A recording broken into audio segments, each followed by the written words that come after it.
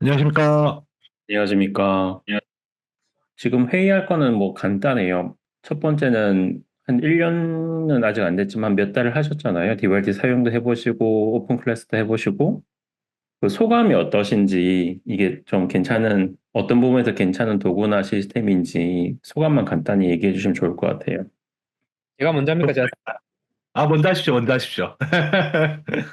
저는 일단 개인적으로 평소에 맨날 그 좀 정적인 도구의 사용이 많았던 기간이 있었기 때문에 DBRT에서 얘기하는 이 살아있는 저항, 동적인 저항 도구로 뭔가 훈련에 조금 더 추가를 했을 때 확실하게 좀 피드백이 많이 왔던 게 굉장히 좀 좋았었던 것 같고 클래스를 하면 세미나를 하면서도 실제로 뭐 수강하시는 분들께서도 평소에 주로 다루던 저항들이 이렇게 죽어 있는 저항이다 보니까 그런 동적인 저항을 넣어줬을 때 바로바로 피드백을 받을 수 있다는 점 이게 제일 컸던 것 같습니다. 제아쌤은 어떠셨던 것 같아요?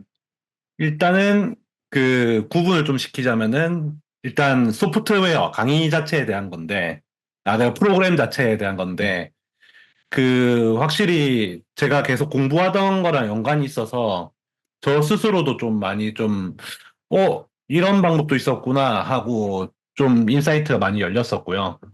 그래서 저는 진짜 레스토레이션이 찰떡이었다.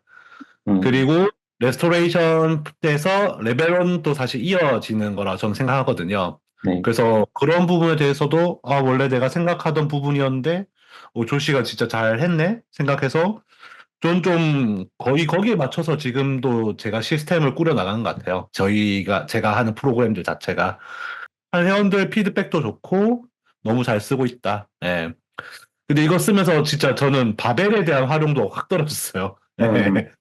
음, 오히려 바벨이 좀 재미가 없어졌다? 예, 사실 뭐 도구가 큰 의미는 없는데, 바벨로 하던 거를 좀 백으로 하게 되는 그런 게 좀 있더라고요. 아무튼, 여러 면에서 좀 좋은 것 같아요. 그, 음, 혹시 이 레스토레이션 가지고, 레스토레이션 아니 DVRT 시스템 가지고 앞으로 뭐 더 네. 조금 뭐 어드밴스드 과정이나 아니면 개인적으로 뭐 어떤 걸 하고 싶은 게 좀, 제아쌤은 뭐 의견 있으세요? 저는 개인적으로 일단 첫 번째는, 일단 P2B가 FMS를 하지 않습니까? 네네.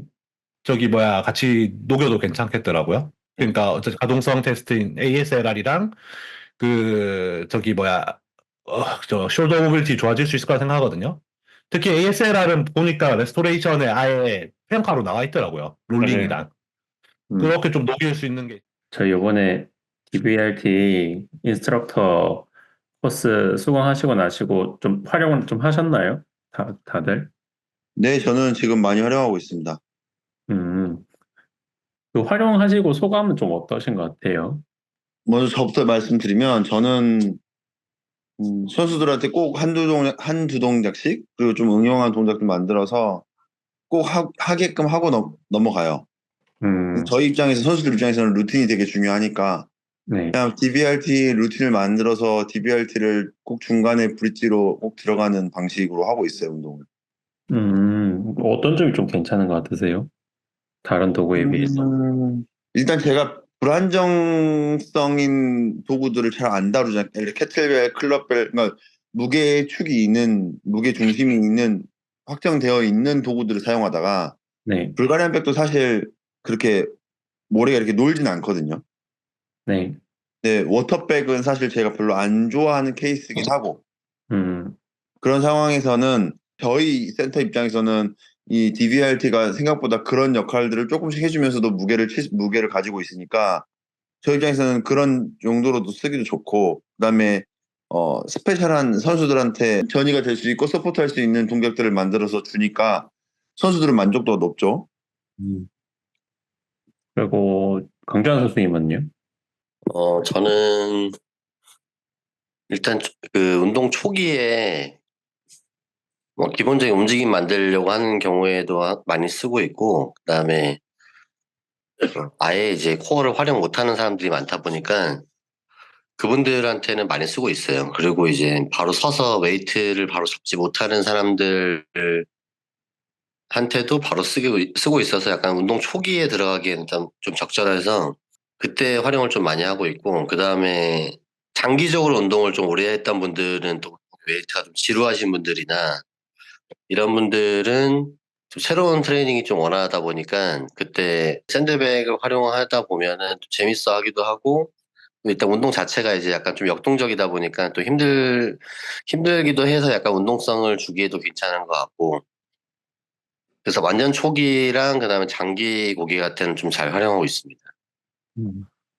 그리고 조홍래 선생님은요? 저는 때문에 이게 대상자가 네. 일반인이냐 아니면 트레이너냐에 따라 좀 달라질 문제가 조금 있을 것 같은데, 일반 사람들한테는 장점은 두려움이 없는 거예요. 두려움이 없다? 음. 그러니까 아프다?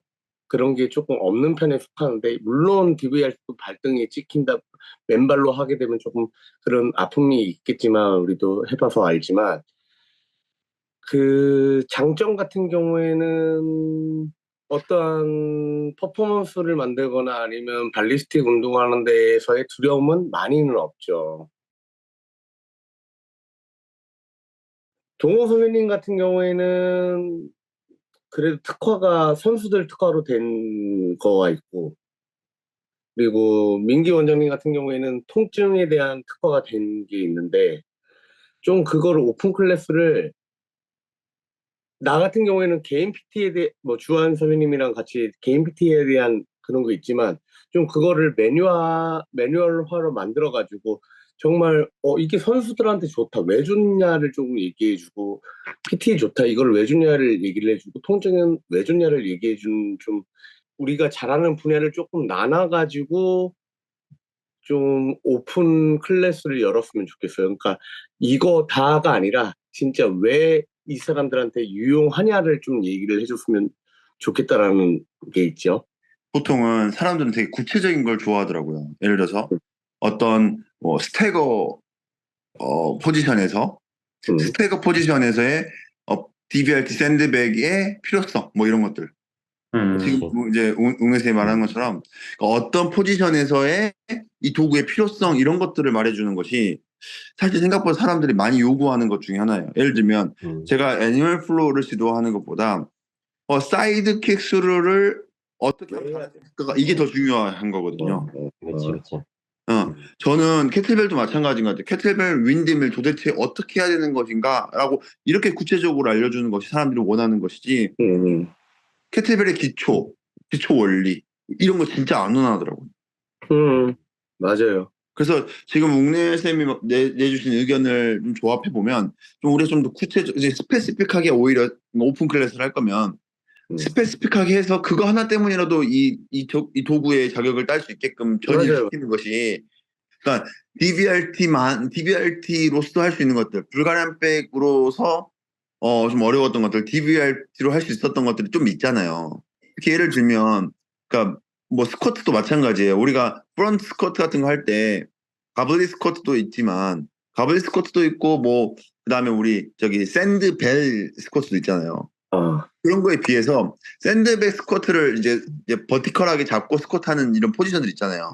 스태거한 상태에서 캐틀벨 쓸 수는 있겠죠. 근데 DBRT가 훨씬 더 유리하거든.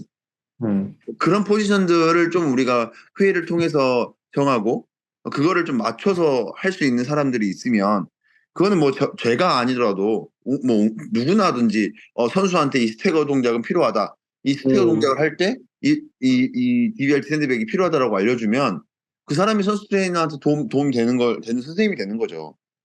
그러니까 어떤 저만의 어떤 특화를 놓는 게 아니라 어떤 특정 시츄에이션을 만들어 놓고 그 누구든 그 선생님한테 배울 수 있어야 된다고 저는 생각을 해요. 그럼 진짜 매뉴얼화가 필요하겠네.